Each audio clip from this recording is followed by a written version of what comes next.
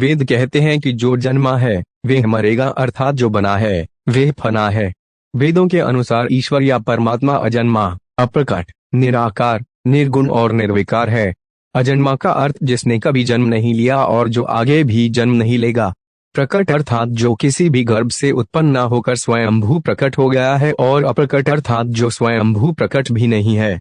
निराकार अर्थात जिसका कोई आकार नहीं है। निर्गुण अर्थात जिसमें किसी भी प्रकार का कोई गुण नहीं है। निर्विकार अर्थात जिसमें किसी भी प्रकार का कोई विकार या दोष भी नहीं है।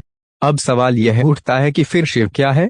वे किसी न किसी रूप में जन्मे या प्रकट हुए, तभी तो उन्होंने विवाह किया, तभी तो उन्होंने कई असुरों को वरदान दिया और कई असुरों का वध भी किया। दरअसल जब हम शिव कहते हैं तो वह निराकार ईश्वर की बात होती है, और जब हम सदा शिव कहते हैं तो ईश्वर महान आत्मा की बात होती है, और जब हम शंकर या महेश कहते हैं तो वे सती या पार्वती के पति महादेव की बात होती है। बस हिंदू जन यही भेद नहीं कर पाते हैं और सभी को एक ही मान लेते हैं। अक्सर भगवान शंकर को शिव भी कहा जाता है। भगवान शिव का जन्म कैसे हुआ? शिव पुराण के अनुसार भगवान सदाशिव और पराशक्ति अंबिका, पार्वती या सती नहीं से ही भगवान शंकर की उत्पत्ति मानी गई है। उस अंबिका को प्रकृति, सर्वेश्वरी, त्रिदेवजननी, ब्रह्मा, विष्णु और महेश की माता, नित्या और मूल कारण भी कहते हैं। सदाशिव द्वारा प्रकट की गई उस शक्ति की 8 भुजाएं हैं।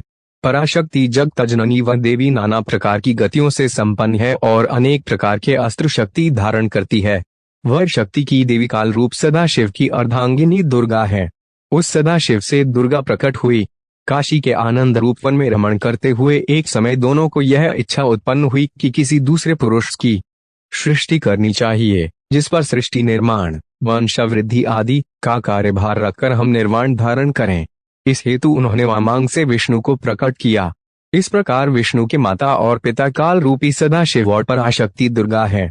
विष्णु को उत्पन्न करने के बाद सदाशिव और शक्ति ने पूर्ववत प्रयत्न करके ब्रह्मा जी को अपने दाहिने अंग से उत्पन्न किया और तुरंत ही उन्हें विष्णु के नाभि कमल में डाल दिया।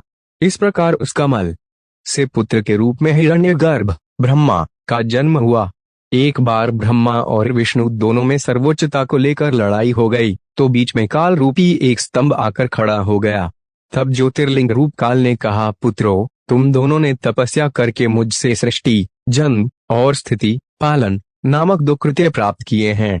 इसी प्रकार मेरे विभूति स्वरूप रुद्र और महेश्वर ने 2 अन्य उत्तम कृत्य, संहार, विनाश और तिरोभाव, अकृत्य मुझसे प्राप्त किए हैं, परंतु अनुग्रह, कृपा करना नामक दूसरा कोई कृत्य पा नहीं सकता।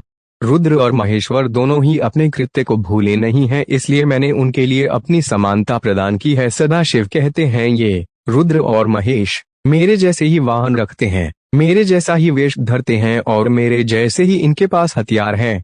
वे रूप, वेश, वाहन, आसन और कृत्य में मेरे ही समान हैं। अब यहाँ 7 आत्मा हो। ब्रह्म परमेश्वर से सदाशिव, सदाशिव से दुर्गा, सदाशिव दुर्गा से विष्णु, ब्रह्मा, रुद्र, महेश्वर। इससे यह सिद्ध हुआ कि ब्रह्मा, विष्णु, रुद्र और महेश के जन्मदाता काल रूपी सदाशिव और दुर्गा है। कहाँ जन्म हुआ था? उस काल रूपी ब्रह्म सदाशिव ने एक ही समय शक्ति के साथ शिवलोक नामक क्षेत्र का निर्माण किया था। उस उत्तम क्षेत्र को काशी कहते हैं। वह मोक्ष का स्थान है। यहाँ शक्ति और शिव अर्थात काल रूपी ब्रह्म सदाशिव और दुर्गा यहाँ पति और पत्नी के रूप में निवास करते हैं। यहीं पर जगतजननी ने शंकर को जन्म दिया। इस मनोरम स्थान काशीपुरी को प्रलय काल में भी शिव और शिवा ने अपने सानिध्य से कभी मुक्त